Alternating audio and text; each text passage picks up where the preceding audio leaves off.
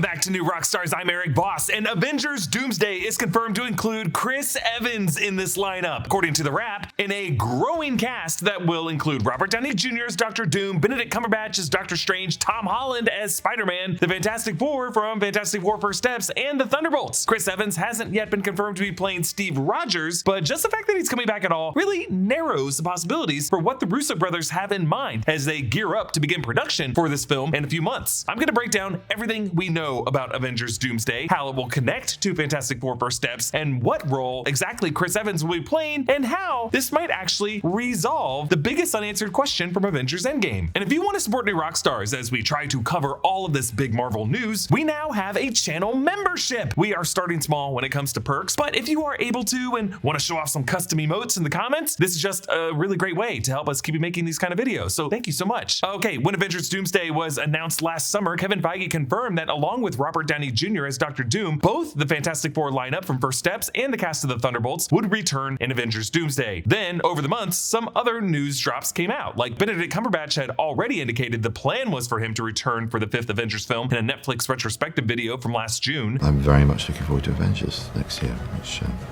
is cooking up a storm. But that version of Avengers 5 was when it was still, as far as Cumberbatch knew when he recorded that, a movie being directed by Destin Daniel Cretton. So we weren't as sure when a month later Feige announced it was a new project with the Russo brothers and Stephen McFeely writing it. But in the past week, Benedict Cumberbatch confirmed that he is still part of Avengers Doomsday, very much looking forward to working with Robert Downey Jr., telling Japanese news outlet TV Groove this: "I'm really excited not only to work with the Russo brothers again, but to have Robert Downey Jr. returning as Dr. Doom. I think there's going to be some really cool developments ahead." Tom Holland's return as Spider-Man was confirmed by The Hollywood Reporter in October, who were discussing Holland's busy 2025 shooting schedule with Spider-Man 4, Avengers Doomsday, and Christopher Nolan's next film. Then this week, The Wrap exclusively reported that Chris Evans is returning for Avengers Doomsday, writing, quote, "Evans will be involved in some capacity, but the extent and the exact nature of his role is unknown." And when Deadline reported on this story, they included the additional detail that their own sources are relaying that Anthony Mackie will also return for Avengers Doomsday as the current Captain America of the MCU, Sam Wilson, which they reported makes it less likely that Evans could be back as the primary Captain America. Not so fast, Deadline. I think we have a possible explanation here, but let's run through the options. Chris Evans probably is not going to return as Johnny Storm from the 2005-2007 Fantastic Four movies, as we just saw that cameo in Deadpool and Wolverine, and that death seemed pretty definitive. Chris Evans is presumably returning for a role beyond his elderly form from the end of Avengers Endgame, which remains technically his current status in the present day MCU. And the Falcon and the Winter Soldier, Joaquin Torres, floated some conspiracy theories that Steve Rogers is on the moon, and maybe he and Sam Wilson might revisit that subject in Captain America Brave New World. Actually, a recent Microsoft commercial with footage from Brave New World shows that Joaquin has a copy of Scott Lang's book, Look Out for the Little Guy, telling us that this Falcon is eager to know more about the history of the Infinity Saga. But I think it's possible that we get to see Chris Evans in this old man makeup again. I just think there's going to be a lot more to his role, because this return of Chris Evans in an Avengers movie directed by the Russos and written by Stephen McFeely brings up a debate over the exact logic of the ending of Avengers Endgame. How exactly did elderly Steve Rogers end up on that bench after he went back in time to return the Infinity Stones? According to the Russos, they adhere to the film's internal logic, in which significant changes to the past create branch histories in the multiverse, and that this version of Steve lived out his life with Peggy Carter from the 1940s onward in an alternate timeline, and then at some point in the future of that timeline, he traveled back to the 616 universe to give the shield to Sam. It would mean that this old man knows someone who knows how to travel through multiversal portals. I know, he seems pretty old to have just figured out that journey himself, but who knows what life he lived and who his friends could have been. Then again, according to the screenwriters of Avengers Endgame, Stephen McFeely and his co-writer Christopher Marcus, that's not what happened. They say that their intention was that when Steve Rogers went back to Peggy in the 1940s, he lived out his life within the 616 MCU in the background of that history we've known, just I suppose keeping a low profile. And then after the dust settled, after the Battle of Earth in Avengers Endgame, he showed up to give the shield to Sam Wilson. So we have one version of the film's logic that stays true to its own rules about branch timelines, but suggests that there is some alternate branch universe out there in which Steve Rogers Captain America was alive in the 1950s and 60s and beyond, who went to free Bucky from Hydra, and then at some point in the future, with that alternate history, he used some multiversal technology to travel back to the 616 universe just to give that universe's Sam Wilson a shield and make him Cap. That seems like a lot for a whole different life that you left ages in the past, unless there was some specific reason why we'll talk about in a second. But we have this other altered version of Endgame's logic that suggests that for the entire MCU we had been watching, there was some old man who knew about all the bad things that would be happening in this history and just let it all happen. And that's why I have always sided with the Russos on this, even if my personal preference in general for time travel storytelling is closer to Marcus and McFeely's explanation, which seems somewhere between like Back to the Future bucket approach and like Prisoner of Azkaban, Interstellar, Lost approach that implies changes to the past rewrite history to be the way it has always been to begin with. But I think this whole messy conflict might explain what the Russos and McFeely have in mind with Avengers Doomsday and with Chris Evans' involvement with it. Maybe even why it's just McFeely coming back to write Doomsday and not Marcus as well. I admit I am really speculating when it comes to why Marvel contracted one writer to do the latest draft on the script and not both of them. It's probably just the case that these two very successful screenwriters after Avengers Endgame took their money and went on very different paths in their careers. And all respect goes to them for doing that. But I think for Avengers Doomsday to be a true sequel to Avengers Endgame, starting with the unanswered questions around Steve Rogers is exactly where you need to start and exactly how you connect the events of Endgame to the broader multiverse saga. I don't know if you've ever tried doing anything without energy, but it doesn't work. Time oozes by slowly and you feel like you're in a thick fog just trying to respond to emails. One-shot energy chews fix that. Whether they're part of your morning routine or something you keep in your pocket for when the doldrums hit, one-shot energy chews can give you the energy you need right when you need it. And to prove just how much energy is in a one-shot energy chew, we conducted a scientific experiment. How much of our studio equipment could we power off a single energy chew?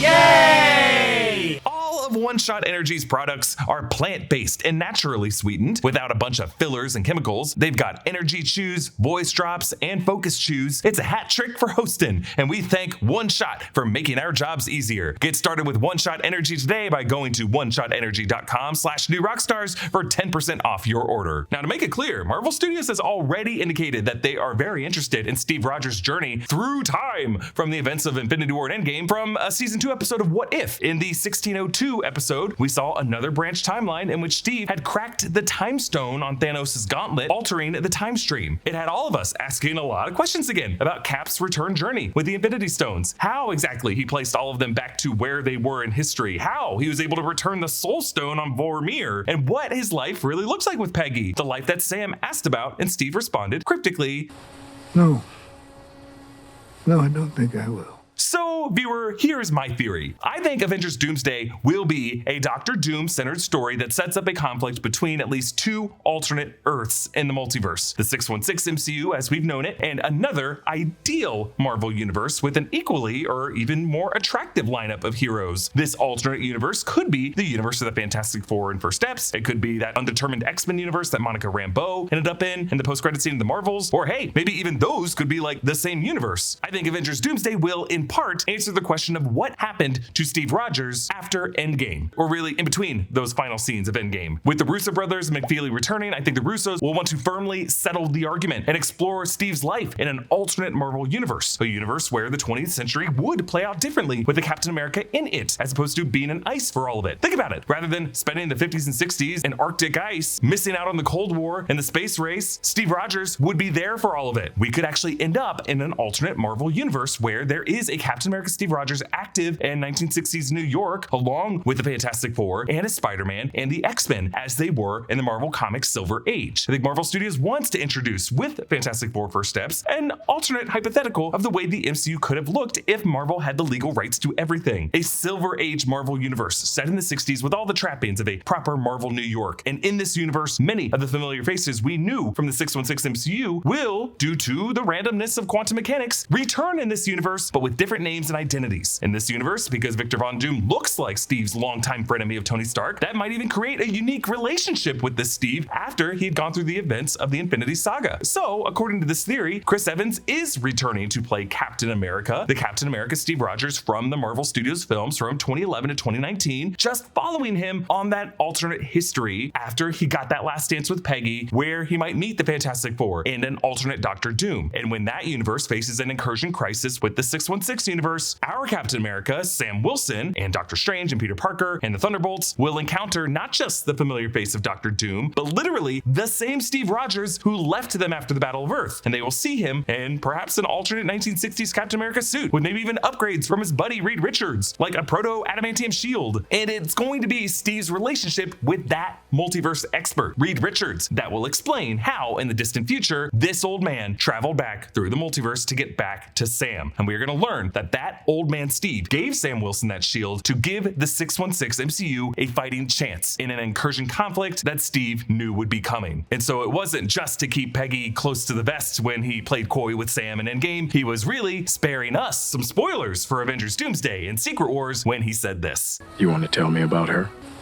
No. No, I don't think I will. Now, you may have noticed I've been wearing this awesome Winter Soldier shirt. You can get one of these at nerdriot.shop. It's a great way to support new rock stars and to get that special nerd in your life, a great holiday gift option. Please comment down below with your thoughts. Follow me at EA Voss. Subscribe to all 3 channels of the New Rockstars Network for breakdowns and news coverage of everything you love. And if you really want to support what we do here, hit that join button right by the subscribe button to support us with a membership. Thanks for watching, and I'll see you next time. Bye.